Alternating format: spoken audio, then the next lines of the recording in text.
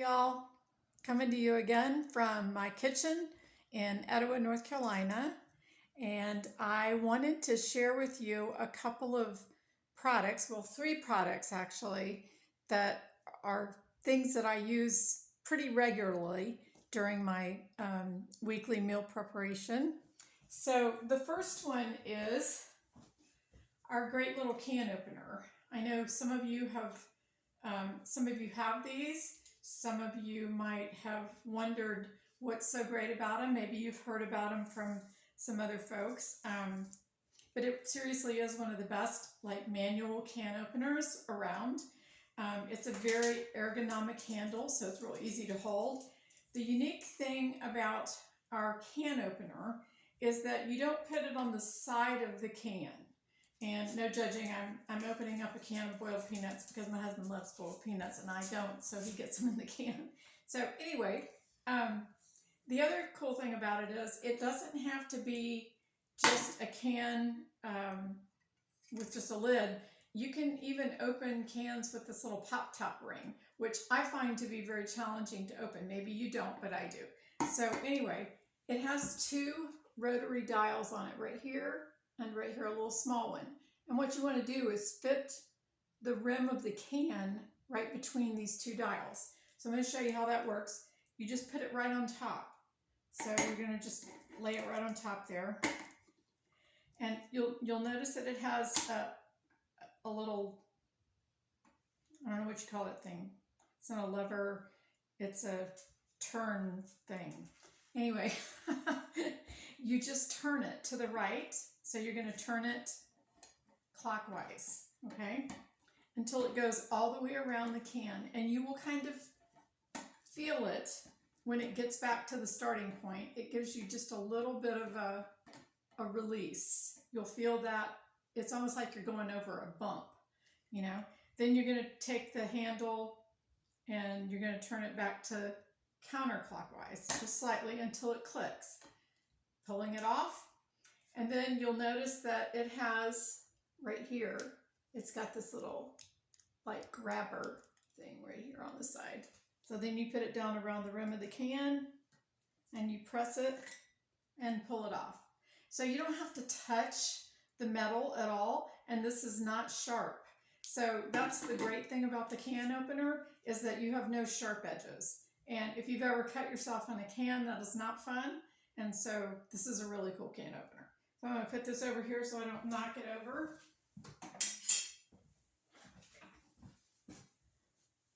I don't like boiled peanuts. I don't know about you guys, but yuck. My husband loves them. Okay, so the next product that I'm going to share with you is one that we talked about in some of the posts earlier in the week, and this is our kitchen spritzer. Now, this is not the newly redesigned one. This is the one that I just happen to have in my kitchen right now. I do have the newly redesigned one, but for some of you who know me, we moved here about 1.5 years ago, and a lot of my stuff is still packed up downstairs. And so a lot of the new products that I got are still packed up down in the basement because we're not in our permanent home. We're just in a rental house until we can find a permanent home. We moved right in the middle of the pandemic, right after lockdown was over with, and so it was really hard to find something. So we're looking. If you know anybody in Hendersonville, North Carolina that wants to sell their home, let me know. We're ready. So the nice thing about the kitchen spritzer is that there's nothing else in your spritzer except for your oil. Now there is a little fill line here. I don't know if you can see that, but it's right there. So you don't want to fill it up any more than that because then it's not going to operate correctly.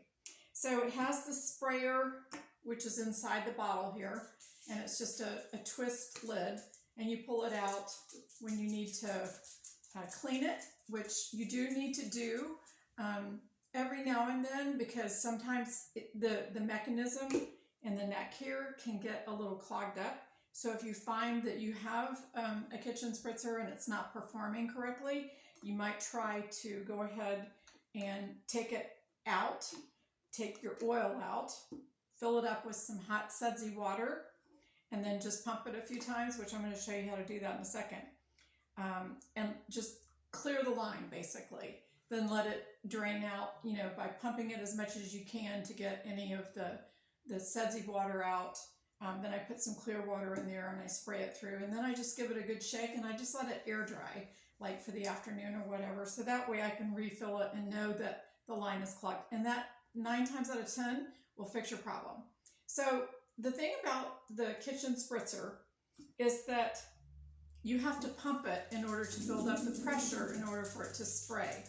So you're going to just pump it until it starts giving you a lot of challenge to pump it. So in other words, you'll notice that my pushing down has gotten a lot slower. That's because the pressure has built up in there. And then you're going to just spray. I didn't think about this part. Let me grab this paper towel. Oops. Sorry. So it doesn't spray with a lot of pressure that creates a cloud around you, which is nice. I hate that when you're using the aerosol cans. And it sprays for a pretty good long time. I'm wasting a lot of oil here, but that's okay. It's just a demo. So then after each spray, after you've sprayed it, and if it starts like sputtering, and it'll stop spraying as well when you reach a certain point, because the pressure has gone out of the container here.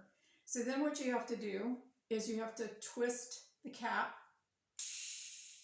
and burp it to get all the air out of it. Then just refasten it again, and then you can go on back with your pumping for your next use. Now, another tip that I'll leave you with for the kitchen spritzer is that you always want to make sure that you burped it before you put the cap on it to put it away, because otherwise it will form a little bubble on the bottom because the pressure has built up in the canister, and it's just going to wobble around. So those are some tips that I hope will be helpful for you in using the kitchen spritzer. I have one with olive oil. I have one with garlic oil, and this is just regular vegetable oil, canola oil. You can use just about any oil in it. You're not going to be able to put things in here that are real leafy. Different infused oils you can, as long as it doesn't have things that can clog up the line. So great tips. I love the kitchen spritzer. We use it all the time. Okay, last little product. Well, there's 2 actually, 3. So these are the little flexible cutting mats. It's like, whoa, I had a brief memory lapse there. Flexible cutting mats. This is a small one, and it comes in a set of 3. This is one of the free gifts if your order's over $80. I highly recommend these.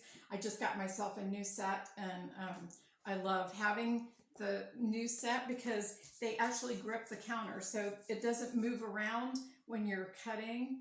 And that's kind of important, because the last thing you want is your cutting board to go flying out from underneath you when you're cutting, because it can be a very unstable little environment for you. Okay, so last 2 products. This one was actually one of the posts, I believe it was yesterday, this or that.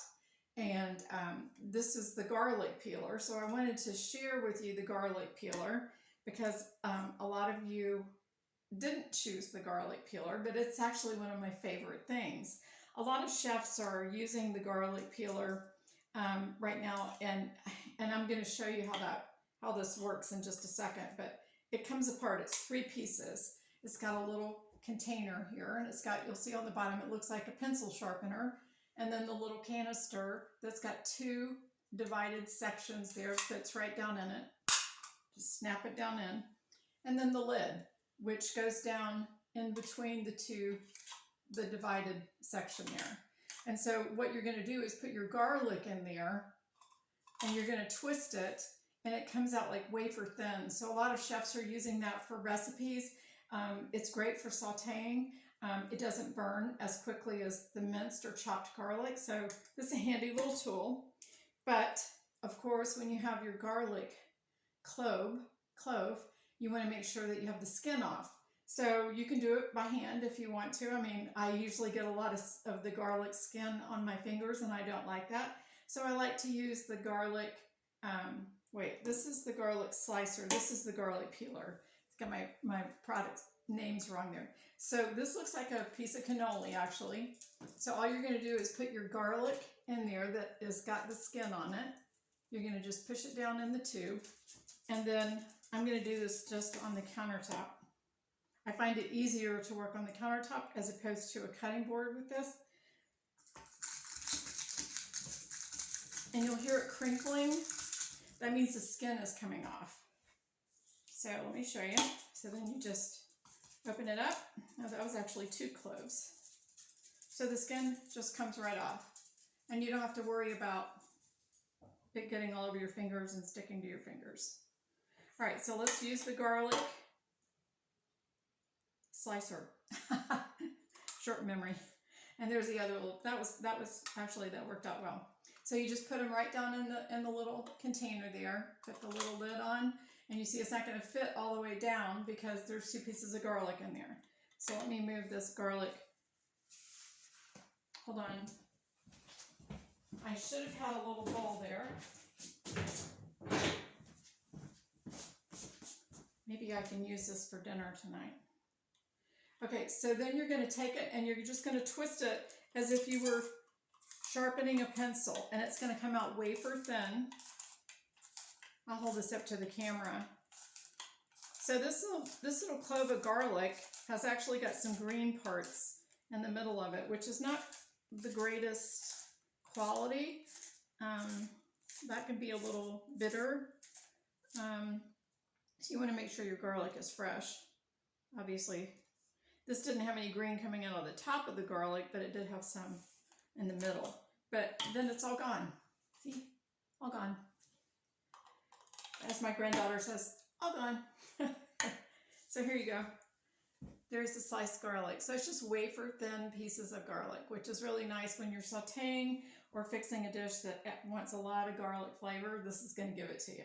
So anyway, those are my 3 products that I wanted to share with you this afternoon. I'll pop back in later in the week and talk to you a little bit more about some other things. Until then, have a great evening. Bye now.